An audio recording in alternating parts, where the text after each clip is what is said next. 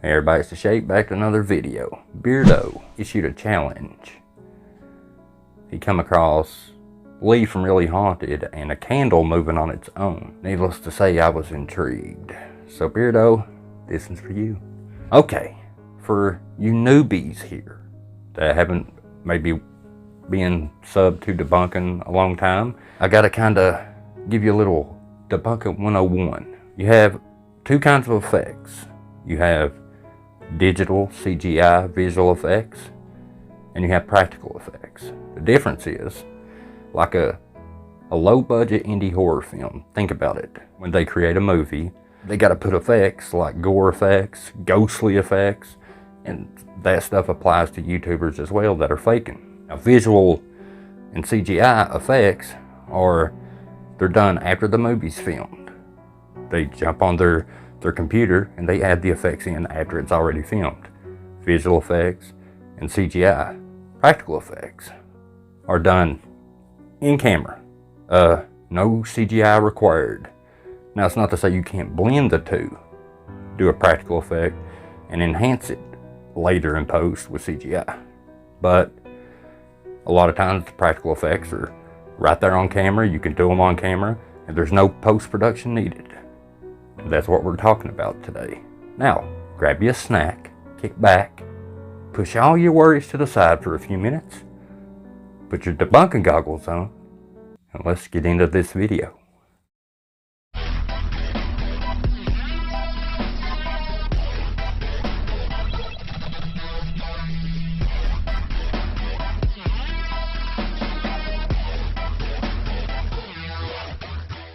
Real quick, before we dive right in on Lee here, I want to point out also something that's in low budget movie making, as far as visual effects and CGI and practical effects, is the cost. Like, if you want a good CGI or visual effect that's good, you got to pay for it, right?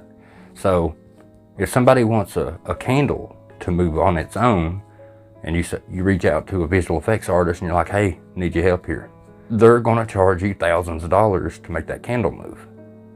And you hope it looks good.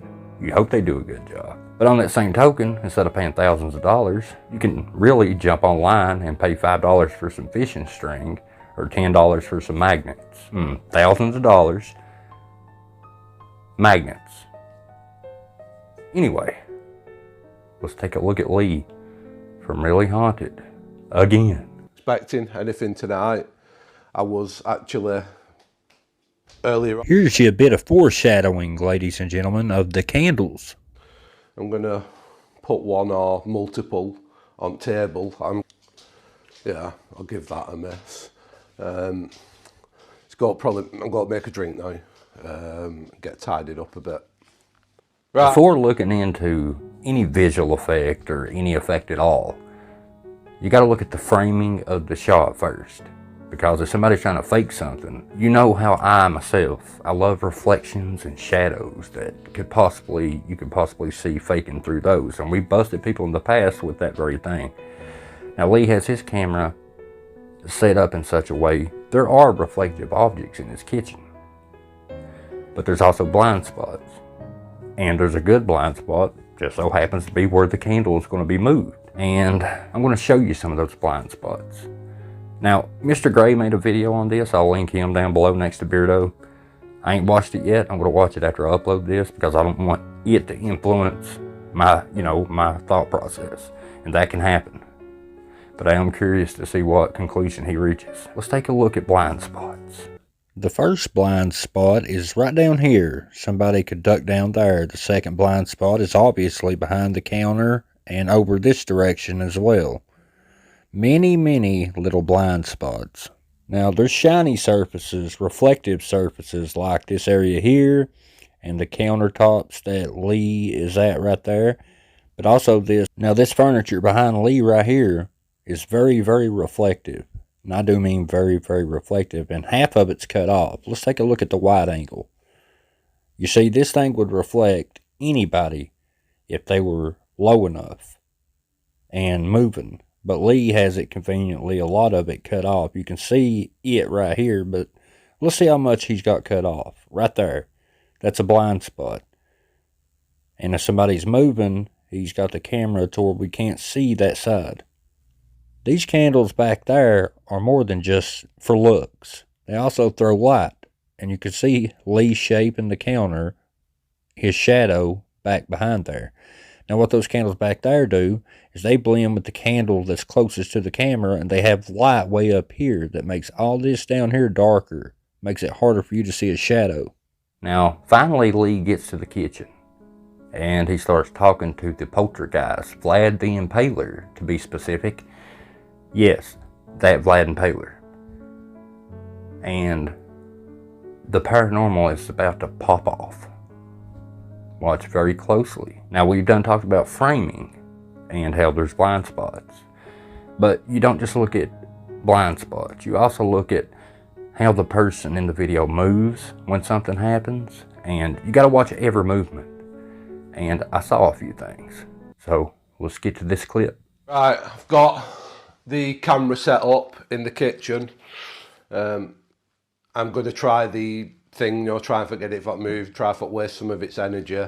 Now Lee here is getting ready to pick a candle out of this bag. Now I want you to look at the bag. Which candle stands out to you? This candle does. It's right on top. I'm just going to get a candle out.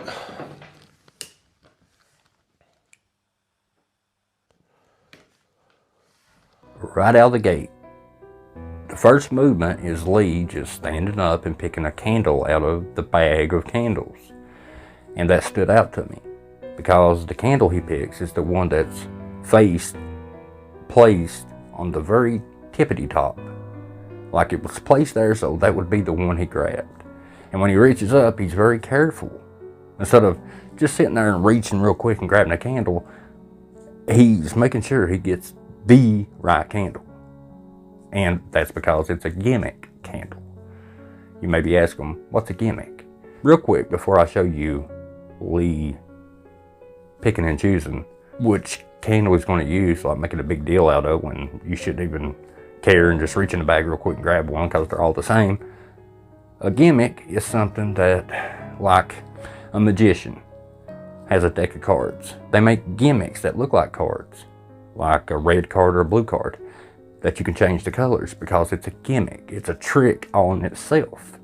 And when you put a magnet into a candle, that candle becomes a gimmick. But watch how Lee reaches in the bag. He's very careful. Lee has the gimmick candle right there on top. I want you to watch that one more time. Look how he's making sure he grabs that one. Come on, people.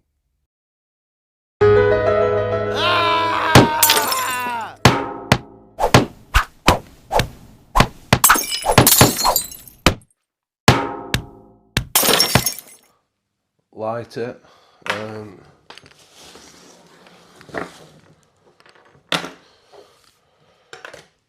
And basically just call out.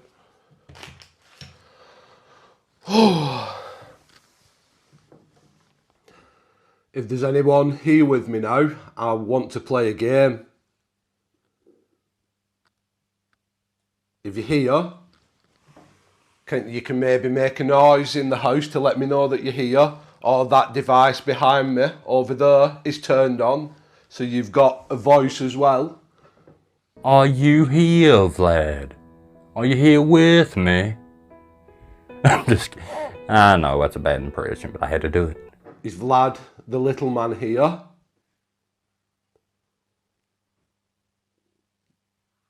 Whenever I want to do something, you always seem to hide because you're afraid. You've stopped me multiple times now from going back. In fact, I should have got the pizza castle out. I'm not going upstairs now. I'll get the pizza castle out tomorrow. I'm going to get your pizza castle out tomorrow and bring it down, and we're going to try this again with that. Right, if you're hearing a clicking, it's them candles there. The fake ones what rock. I wondered what it were, that then. Comment below what Lee said. It sounded like to me he said something about the fake ones or what rocked or something like that. Listen one more time. The fake ones what rock. I wondered what it were that then. Show me how powerful you are. And move that candle. That should be easy for something like you to move. The things you've moved tonight. All that over there and that box.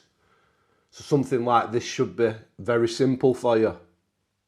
Got this super cold sensation down my back then. I'd imagine as well going close to that would give you energy.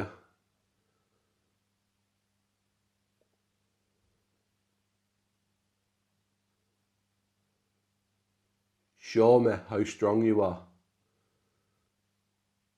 Impress me. Do something why I'm asking you. Don't just do it when I'm not looking or I'm in bed. You've got me out of bed tonight. So do something, move that candle. That is so simple to do. I'm 100% hearing a lot of whispering.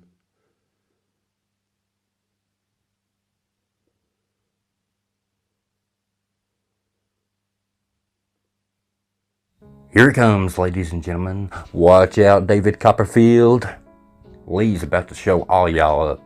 This is beautiful, ladies and gentlemen. Beautiful poltergeist activity. It only happens when Lee finally gets upset and starts taunting Vlad, saying, "What are you? Are you a coward?" And then this happens. Move the candle, you coward. Show me how strong you are. On zooming in, I can tell you the candle didn't move by some kind of mask. And it didn't move by a string, so it really only leaves one thing. And I'm going to show you right now, here in a minute, why it wasn't a mask. So Lee sees it move. Now look how long it takes him to walk over and grab the camera because he's waiting for somebody to crawl away. And now he's finally going to grab the camera. Candlelight is unpredictable and it flickers, so I'm doing a split screen here to show you how hard it is to line it up if you're putting a mask close to the camera. When you zoom in, you can see the line. Now you see it disappear because it's regular feed. You see the difference? Here's a line, now the line disappears. A mask works best when the light is even. Candlelight is unpredictable and it has shadows that dance, and that's why you see that line. That was magnificent. Some of the most amazing poltergeist evidence I've ever seen in my life. I'm kidding, clearly. What he did here, well, it's not a string. That would just be dumb because you would have to pull it toward the camera. You would pick up on that, but not a magnet. Now, I went online and there's all kinds of different neodymium magnets. Magicians use them. They can be any size you want. And the question is, if he did move it with a magnet, how did he get the magnet in the candle? And how did he move it? Because it ain't like you can just go on the inside of furniture and be under there with another magnet moving it, right? The counter he's at has an overhang. And I'll give you a bunch of visual aids to show you. And that overhang just so happens to be where the magnet starts moving and where it ends right at that threshold. Doesn't go no further because it can't. Because you can't move the magnet further. Now, magnets are the kind Lee uses are, it's got a metal base, the holder that holds the candle. I don't know if that's aluminum, iron, steel. There's different, they make them out of different kinds of metal. Aluminum, magnets don't stick to, but other metals, magnets stick to. Now, it's not to say if it's another metal, he wouldn't need a neodymium magnet inside the candle holder because a strong magnet would move that metal base. But if it's aluminum, he would definitely need a magnet. And they make magnets that you can hide just like magicians do perfectly. The magnet wasn't on the outside because Lee lifted the candle and there's nothing there. So what Lee done was he just took the candle out of the base, put the magnet in, and then he put the candle back over top. It's that easy. Then put the candle over it. And now let's take a look at the layout of the kitchen and I'll show you exactly what I mean. Let's recap. You can get neodymium magnets for a really cheap price. And you can get all different sizes to fit anywhere. Now let's take a look at Lee. Now there's the candle he picked, which is conveniently enough right on top. There's the edge of the table. Here's the threshold, and it just so happened the candle stopped at the threshold to where you could no longer use a magnet. So the candle stopped right there and it can't go no further because of this block right here, this wall, this cabinet wall. That's why his hand can't go no further. And one more time, I'm going to show you how he put the magnet in first, and then he put the candle right over top of the magnet. So Lee is here. The candle moves. Now, this is what happened. Lee's here standing, right, or sitting, and there's a person right here. They're moving, they're moving back and forth. They reach up, they move the candle with their magnet, and then their escape route could be either one of these directions. I mean, there's plenty enough room between that tabletop and that stool right there. All they would have to do, put the candle down, get the magnet in their hand, and move it back and forth. And Lee would be like, oh my goodness, that's a ghost. And, we know differently. Now let's talk about Lee's reaction time. When the candle moves, I want you to look how long it takes him to start going toward the camera, because he's got to give the person in the floor right here enough time to crawl out of the way. So he's standing there like, oh, I'm in shock. He's giving them enough time to crawl to the right. So it would look like this. They move the candle, they're right here. They start moving that way, and then there comes Lee finally.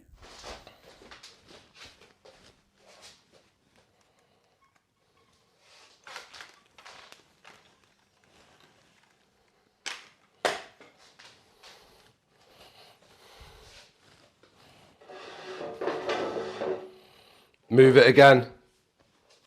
It ain't going to move, Lee. It's at its threshold. But see right here, this is a good POV of how it would look if you were crouched down. You have plenty enough room right there between the stool and the top to put your arm in. So let's recap a little bit, okay? The candle moves at the exact distance to where the threshold would be, to where with a magnet, it couldn't move any further. So that tells you it's a magnet right there.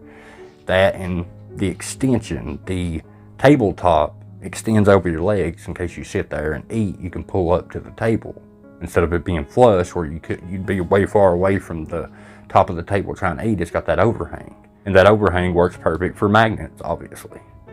Also, that stool is right there, not the one Lee is sitting in on this side, but the stool right here, right where near the magnet moves. There's just enough room to where an arm can fit in there and move it any way you want to move it. It's like all this is coming together. Mind-blowing.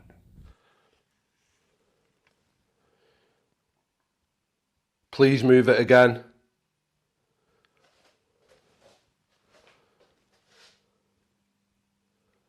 Move the candle.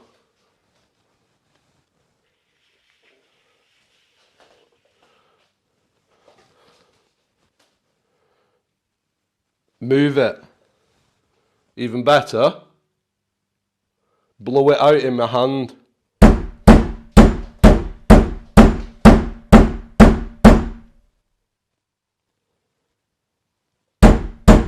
Stop knocking and make this candle go out. Holy shit, I'm scared death at a minute. Hang on.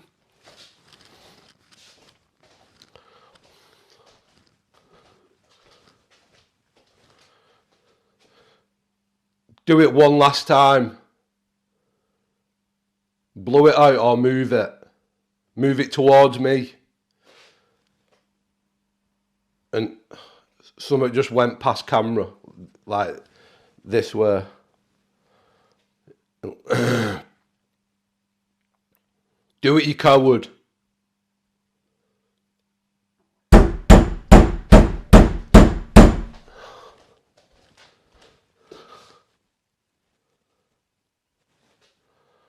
That's just scared life out of me. It's thinking that'll be my draft when it went past it.